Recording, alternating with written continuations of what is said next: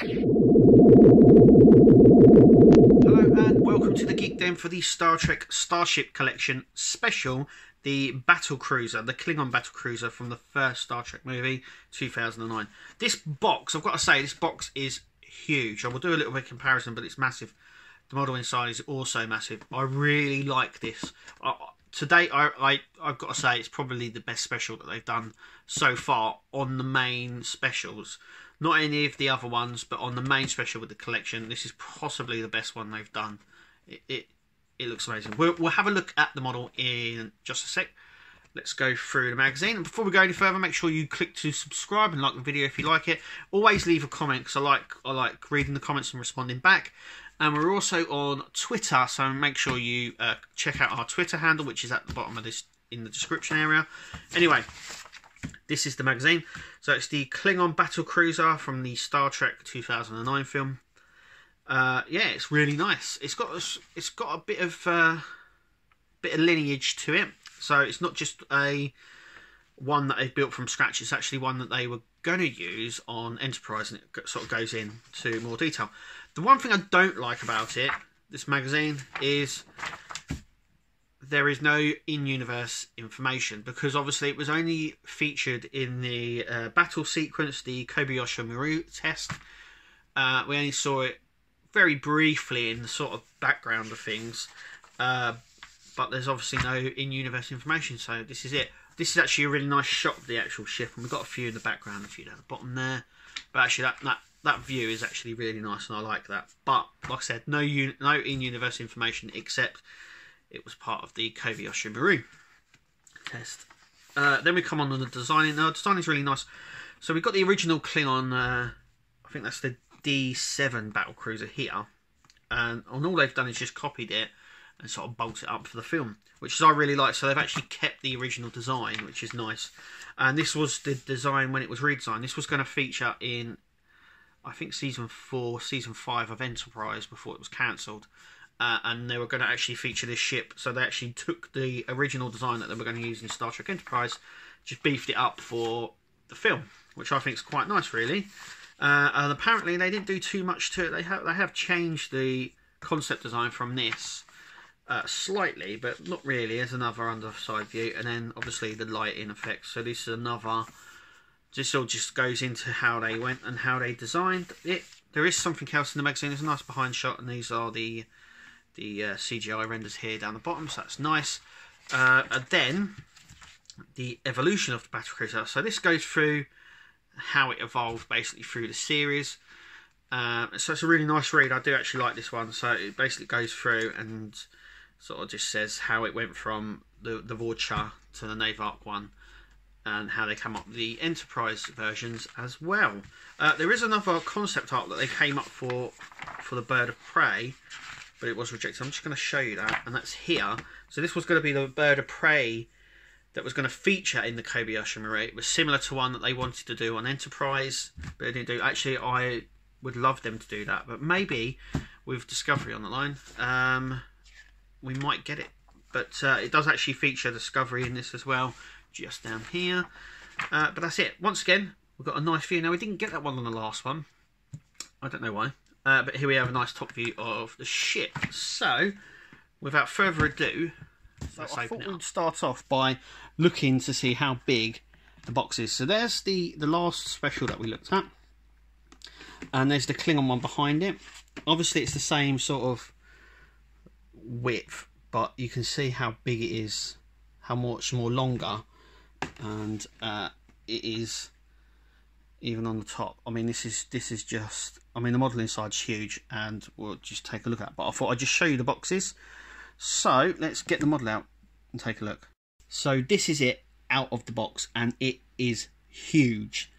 This is by far the best special that they've ever done, and you know, in the main line anyway. Like I said before, you know, in the first part of the video, this is the best one. It's just, it fits in so well. It's huge as well. It's really big. Now, I don't own any of the XL ships, but if they're this sort of size, then I might have to pick them up. Yeah, so I mean, it's quite stable on there, as you can see, and it sits really, really well. So if I can just come in a little bit closer, I can show you some of the details.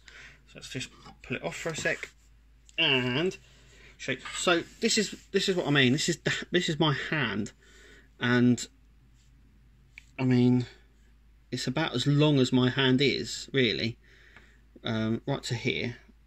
I mean this is how big it is. It's so big and nice. Look at that. It's just really, really nice. And I just love the design. There's so much detail on this as well. So the colour of it is the sort of dark green that we come to familiarise with the Klingon ships. We've got some of this sort of the impulse engines, I would imagine, on the back here.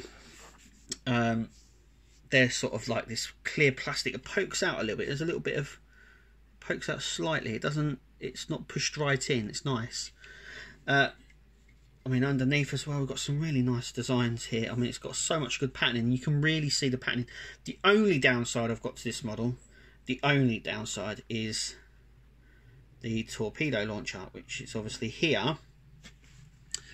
Now, I think they should have, there we go. I think they should have either made it a hole so it was a bit deeper, or at least coloured it in, and they haven't. But that's the only downside to this model. I mean, it's just, I mean, it's so good as well. So on the ship itself has these like these turrets, but they're actually on the model. They look like mini Enterprises, and I'm just going to show you what I mean.